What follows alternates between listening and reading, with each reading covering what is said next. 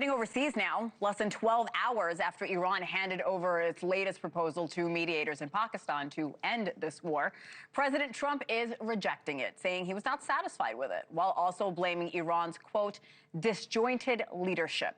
NewsNation's Joe Khalil, he is live in Doha, Qatar. Good morning from New York. Joe, what do we know about this latest proposal? Why is the White House turning it down?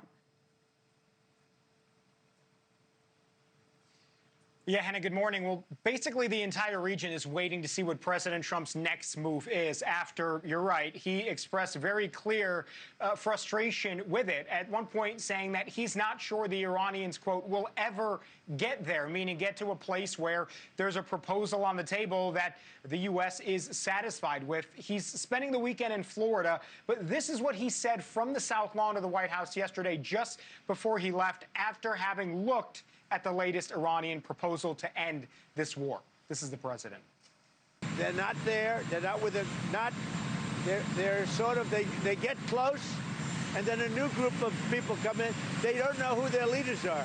They have no idea who their leaders are, but they're very confused.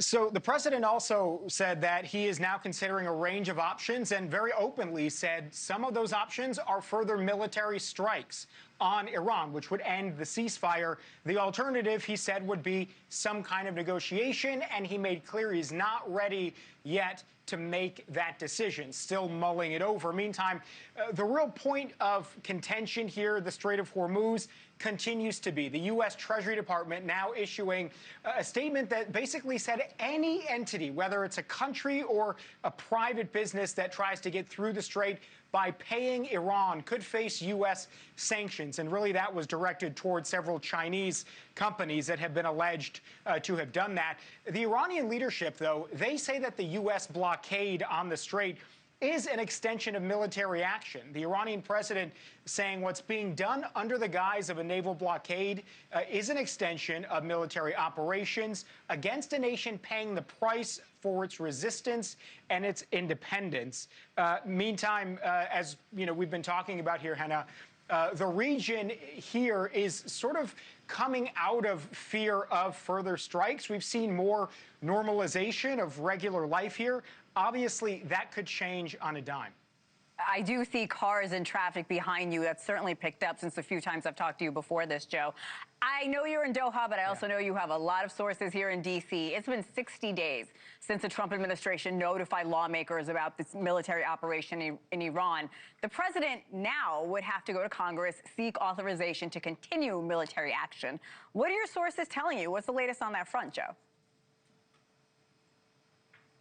So that is what the law says. That's not a suggestion. That is typically what the law is. But President Trump sent a letter to Congress essentially saying that that 60 days was paused after the ceasefire started on April 7th, and therefore he and the administration do not need to seek congressional authorization for more military strikes. Now, we're not sure people in Congress are buying that. Democrats have raised concerns. Even some Republican allies of President Trump have raised concerns about this 60-day situation. So we will see if Congress generally buys that or if they force a vote on military authorization, Hannah. All right, Joe Khalil, I know you'll keep us posted live in Doha, Qatar for us this morning. Joe, thank you.